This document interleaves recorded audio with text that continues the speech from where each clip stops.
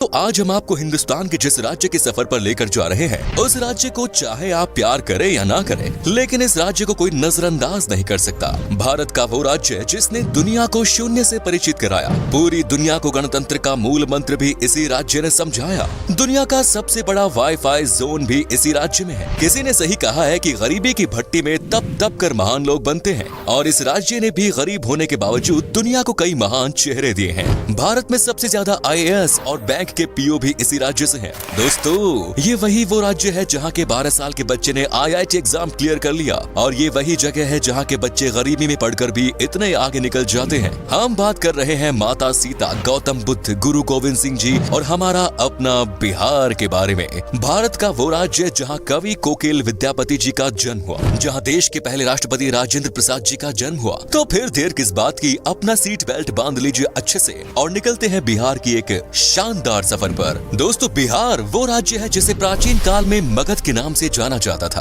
और इसकी राजधानी पटना को पाटलिपुत्र के नाम से।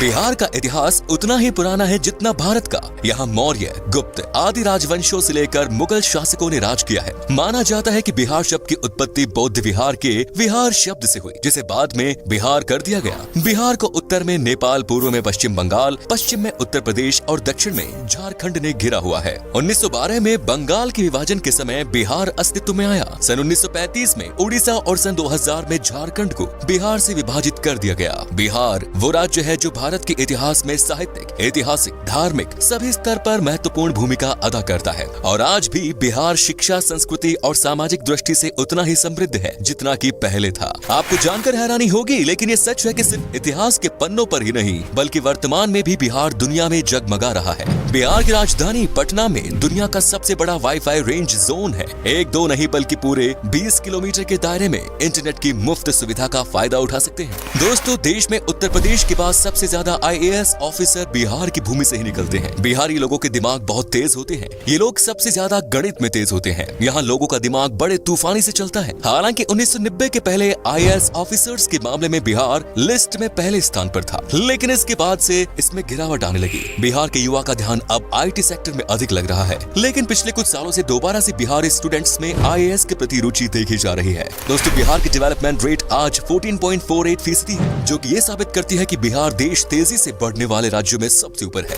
बिहार आज शैक्षिक स्तर पर केरला के शैक्षिक स्तर को टक्कर दे रहा है, बल्कि ये कहना भी अनुचित नहीं होगा कि बिहार में लिटरेट लोगों की संख्या केरला के लोगों से ज्यादा है। दोस्तों, बिहार में कृषकों की बात करें तो वहाँ कोई किसान इतना मजबूर नहीं होता कि उसे आत्महत्या करनी पड़े। दोस्तों, बिहार एक ऐतिहासिक राज्य है। इसके रंग रंग में इतिहास की वो बूंदें छिपी हैं, जो आज भी बिहार की महत्व की सुगंध न सिर्फ देश में बल्कि पूरे दुनिया में पहुंचाती है। इतिहास आज भी बिहार के महत्व की गवाही देता है। इतिहास के पन्नों से बिहार को हटा दिया जाए तो इतिहास का अस्तित्व ही नहीं रह जाएगा। देश के सबसे पुराने हिंदू मंदिर से लेकर बिहार अपने आंचल में और भी कई रोचक तथ्य छिपाए पड़ा है। ऐतिहासिक साक्ष्य को प्रमाण माने तो ईसा से लगभग 6वीं सदी पहले बिहार के वैशाली में ही गणतंत्र की पहली बेल लुकी थी। जब लोगों को गणतंत्र का अर्थ नहीं पता था, तब उस काल में वैशाली में देश की ही नहीं बल्कि दुनिया के पहले गणराज्य की आधारशिला रखी गई। संसद प्रणाली भी वैशाली में मौजूद थी। बिहार वो राज्य है जिसने आजादी के समय भारत छोड़ो आंदोलन में महत्वपूर्ण भूमिका निभाई।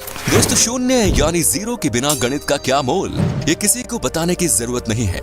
दुनिया को शून्य देने वाले आर्यभट्ट जी का जन्म भी बिहार में ही हुआ था। शायद यही कारण है कि आज भी बिहार के लोग गणित में माहिर होते हैं, और आज भी गणित में यहाँ के लोगों की कोई बराबरी नहीं। बिहार ही वो जगह है जिसने चाणक्य जैसा इकोनॉमिस्ट, चंद्रगुप्त और अशोका जैसा राजा, बुद्ध और महावीर जैसा धर्म प्रवर्तक, आर्यभट्ट जैसा वैज्ञानिक और शेर शाह जैसा शासक दुनिया को दिया। भारत एक ऐसा देश है जहाँ क्रिकेट किसी धर्म से कम नहीं, और MS धोनी का नाम इस धर्म के सबसे पॉपुलर पन्नों में से एक। MS धोनी का जन्म रांची में हुआ था, जो कि पहले बिहार का हिस्सा हुआ करता था। धोनी को लोग आज भारत के सबसे सफल क्रिकेट कप्तान और महान खिलाड़ी के रूप में देखते हैं। सिखों के 10वें गुरु गुरु गोविंद सिंह का जन्म भी बिहार में ही हुआ, और सिखों का पवित्र स्थान हरमिंदर तख्त पटना में है। आपको बता दें कि दुनिया का सबसे पुरानी यूनिवर्सिटी नालंदा यूनिवर्सिटी और तक्षशिला यूनिवर्सिटी भी बिहार में ही है। यहाँ पहले विदेशों से भी लोग पढ़ाई करने आया करते थे। दोस्तों, माता सीता की जन्मभूमि भी एक समय में बिहार में ही थी, जो आजकल नेपाल का हिस्सा हो गया। आपको बता दूं कि जनकपुर में ही माता सीता पैदा हुई, और तब ये बिहार हुआ करता था, जहाँ पर भगवान राम जी आए थे। दोस्तों, बिहार के मिथिलांचल में आज भी भगवान राम को दामाद माना जाता है। माता सीता की नगरी मिथिलांचल बिहार का गौरव है। मिथिलांचल की मिथिला पेंटिंग के बारे में तो हर कोई जानता है।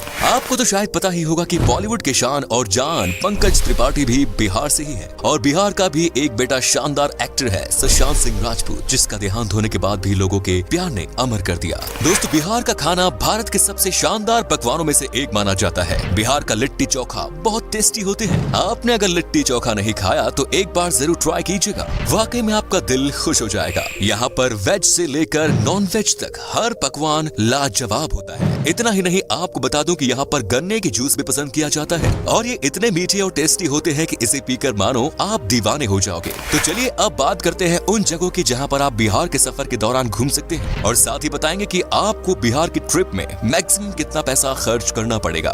नंबर 1 इज बोध गया। दोस्तों, बिहार में घूमने वाली जगहों में शामिल बोध गया एक प्रमुख आकर्षित पर्यटन स्थल है जो कि बौद्ध धर्म से संबंधित अनुयायियों के लिए विशेष महत्व रखता है। बोध गया एक तीर्थ स्थल के रूप में भी जाना जाता है और ये वो स्थान है जहाँ बोधि वृक्ष के नीचे गौतम बुद्ध को ज्ञान की प्राप्ति हुई। यहाँ मन को एक अद्भुत शांति मिलती है, इसीलिए यहाँ साल भर देश विदेशी पर्यटकों की भीड़ बनी रहती है। बोध गया को यूनेस्को वर्ल्ड हेरिटेज साइट्स की सूची में भी शामिल किया गया है। Next is Patna.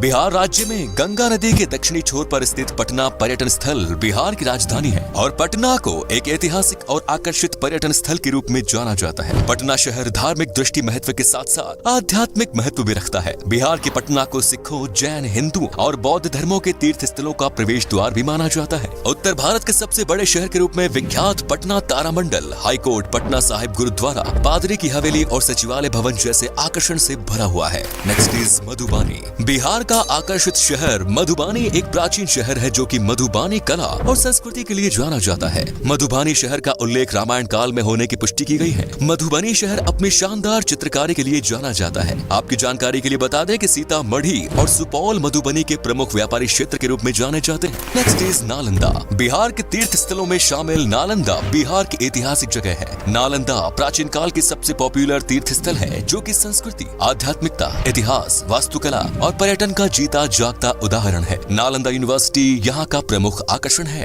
Next is Vaishali. Vaishali तीर्थ स्थल बिहार का वो धार्मिक स्थान है जहाँ भगवान महावीर का जन्म हुआ। वैशाली बिहार का एक छोटा सा जिला है जो कि बौद्ध, जैन और हिंदू धर्म से संबंधित अनुयायियों के लिए एक तीर्थ स्थल के रूप में जाना जाता है। माना जाता है कि वैशाली नाम महाभारत काल से संबंध रखता है जो कि राजा विशाल के नाम पर रखा गया। Next is Munger. बिहार के मुंगेर पर्यटन स्थल मिडलैंड के नाम से भी जाना जाता है। ये मुंगेर के प्रसिद्ध मंदिर पूरे देश में प्रसिद्ध है और अपने यहाँ आने के लिए पर्यटकों को आकर्षित करते हैं। मुंगेर को Bihar school of yoga seat के लिए भी जाना जाता है। मीर कासिम की राजधानी के रूप में जाना जाने वाला मुंगेर शहर अपने प्रमुख आकर्षण श्री कृष्ण वाटिका, सीता कुंड, मन पत्थर और दिलवरपुर जैसे आकर्षण के लिए बहुत प्रसिद्ध है। Next is Muzaffarpur. बिहार के प्रमुख आकर्षण में शामिल मुजफ्फरपुर बागमती और लखनदेई नदियों के पास स्थित एक सुंदर शहर है। यहाँ की लीची सबसे पॉपुलर है। मुजफ्फरपुर बिहार की राजधानी पटना से लगभग 71 किलोमीटर दूर है। वज्जिका भाषा मुजफ्फरपुर में सबसे अधिक बोली जाने वाली भाषा है। Next is Bhagalpur. बिहार की सिल्क सिटी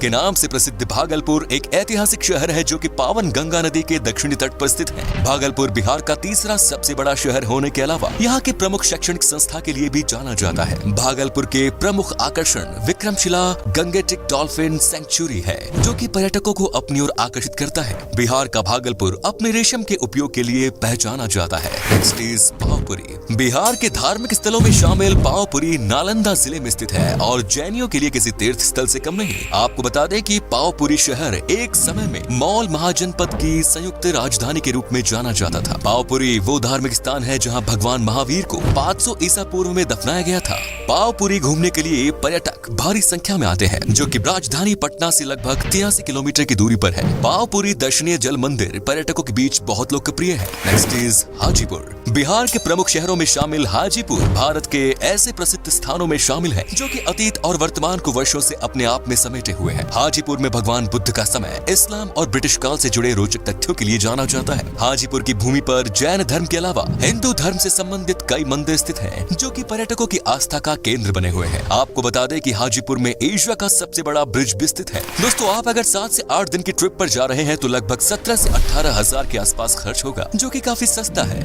और बिहार बिहार में बस की बेहतरीन सुविधाएं हैं जिससे आपको सफर में कोई परेशानी नहीं होगी। तो ये था बिहार। कैसा लगा हमें बताइए कमेंट्स में, और ये भी बताना कि आप कहां से हैं। बिहार और इसके टूरिस्ट प्लेसेस के बारे में अगर आप और जानना चाहते हैं तो कमेंट्स में लिखिए पार्ट 2। उम्मीद है आपको ये एपिसोड पसंद आया होगा। वीडियो को लाइक कीजिएगा और अपने दोस्तों और रिश्तेदारों के